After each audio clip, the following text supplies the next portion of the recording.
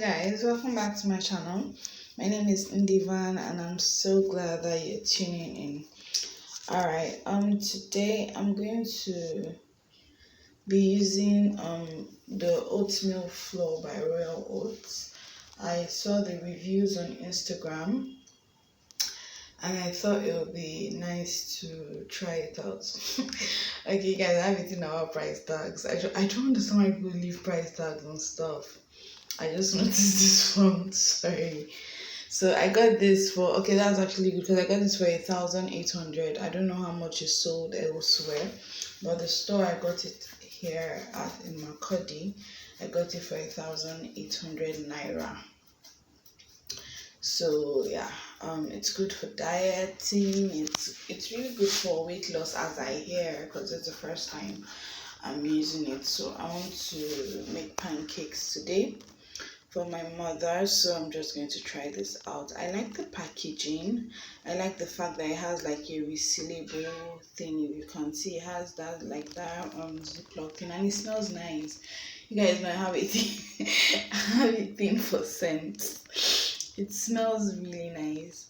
So I don't know if I'm going to like the flour, but it's definitely of good quality. So let's get into it now.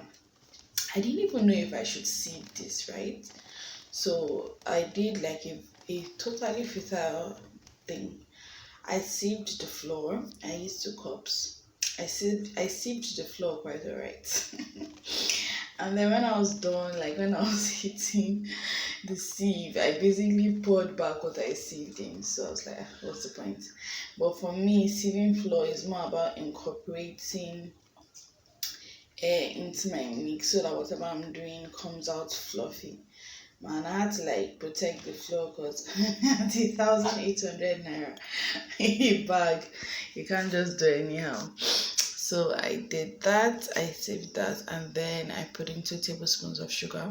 I actually wanted to do 1, but then I don't know, I used 2 tablespoons of sugar and 2 heaped spoons of milk, dry milk, please. And then I did what else did I put in? I put in a pinch of Nigerian pinch of salt. I hope you know, but if you've been watching my videos, you know what that means. Everybody has a different pinch. My pinch can be the same. So that's a Nigerian pinch of salt. And then I just beat 1 egg into a bowl. And then I'm going to add that, and after that I'm going to add water. Not warm water, not cold water, just their water. And then I'm going to mix everything together to get a consistency that works for the pancakes. I don't like my consistency too runny and I don't like it too thick either. But because it's the first time I'm working with this flour, I had to take my time to get to where I felt would be okay and would give me a nice batter. So this is my first time in general of using oatmeal flour basically. So I'm quite intrigued to see how this comes out. And of course, because it has rave reviews, you need to make sure that it's not just hype. It's not just hype. And then I checked their page. They also have like fufu flour. They have I think I saw wheat. I'm not sure. I think I saw wheat. I'm not too sure. So I wasn't so comfortable with the consistency, so I added a little bit of water. You guys know I'm terrible with measurements, right? I added a little bit of water, and then I was like, yeah, we're good to go here. We're good to go here.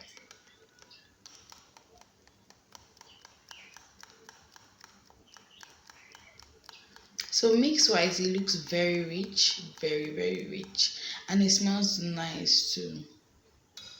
So I was like, how bad can it be? So definitely getting ready now to do our pancakes. Let me know, have you tried any other flour to do any other flour in baking apart from our basic, flour? Have you tried using oatmeal? Have you tried using wheat? This actually just gave me an idea, so you guys are going to see more videos that involve different types of flours.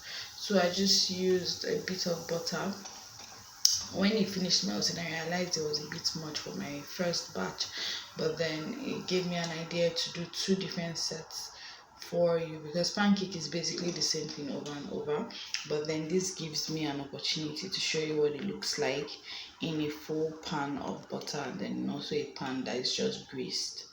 So mix your butter again to make sure everything is incorporated, and then you take a scoop and then we pour. I usually pour my butter in one place and then let it spread out, because I like that effect. If you can, I don't know if you can see, but the little round curls at the sides of the pancake. So yeah, that's what I like. I like the way it folds out lightly. So this is just going to cook, and then if you pay attention, you can see little bubbles popping up on the pancake. So that's how you know that the bottom part is done. Most people flip too early or too late when it's burnt. So once you do this, and then I check the edge with a spoon, the spatula, and then I'm sure that okay, we can flip easily without it running, and that gives it a nice golden brown color. So you can do this with butter, you can do this with vegetable oil or palm oil. I've also used olive oil as well. So butter just gives it, I think, I don't know, because of the salt in it, it gives it like a totally different taste from when you use vegetable oil. So once the other side you feel is cooked as well, you can't overcook this, because remember that this side cooked for like quite longer. So you just flip the other way. I didn't fast forward this part, so it's exactly real time. So you can actually tell how many seconds or minutes that will take. So this flipped really nicely for the first one. It didn't stick. Now I didn't add any butter into the pan for the second one, because I felt the butter from the first one was okay. So as you can see, this is still cooking really nicely, especially when I'm doing for my mother. I don't really like using a lot of oil or a lot of butter in the pan, so that it's not too greasy. It's not every day we're in the mood for grease. So yeah, you just keep doing this over and over until your batter is done. So I hope you enjoyed this video. I served this with chicken. If you're a sweet tooth, you can trickle a bit of honey or pancake syrup on your pancakes. Are you going to try this? Let me know. Subscribe, guys.